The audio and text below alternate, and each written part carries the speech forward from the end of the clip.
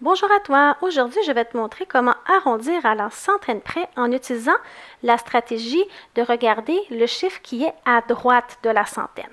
Alors, je vais regarder avec toi comment faire, je vais regarder les deux possibilités pour arrondir ton nombre à la centaine près. Alors ici j'ai le nombre 124, je veux l'arrondir à la centaine près. Donc j'ai réécrit mon nombre avec les positions unités, dizaines, centaines. Je vais donc aller tout de suite trouver ma centaine puisque c'est à ça que je dois arrondir mon nombre. Alors, j'ai ma centaine ici. La stratégie, c'est que je m'en vais voir le chiffre à droite. Donc, je vais aller voir ma dizaine. Le chiffre qui est là. Si c'est 0, 1, 2, 3, 4, ma centaine ne change pas. Mon chiffre à la centaine ne change pas. Et je vais donc pouvoir dire qu'il s'arrondit à 100. Si par contre, mon chiffre ici à droite est 5, 6, 7, 8, 9, je vais ajouter 1 à ma centaine, ce qui va faire que je vais l'arrondir à 200. Parce qu'en réalité, c'est ça que je veux savoir. Mon 124, est-ce que je l'arrondis à 100 ou à 200?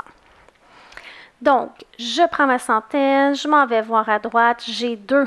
Alors, ça veut dire ici que je suis dans cette section-là, mon chiffre ne change pas.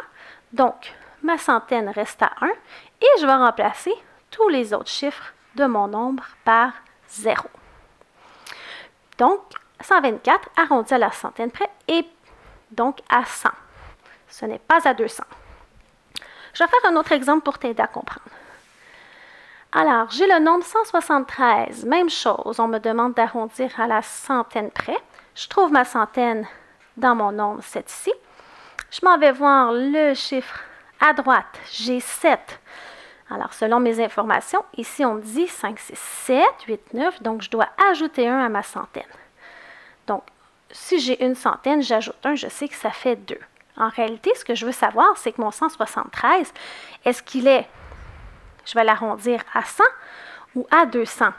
Okay? C'est un peu cette question-là que je me pose dans ma tête, finalement.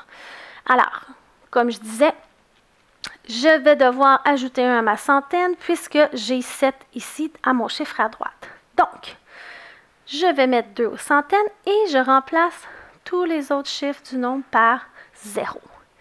Alors, 173 est plus près de 200, donc je dois l'arrondir à 200. Je ne peux pas l'arrondir à 100.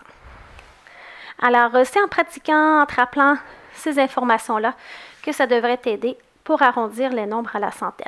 N'oublie pas d'aimer ma publication et de t'abonner à ma chaîne YouTube.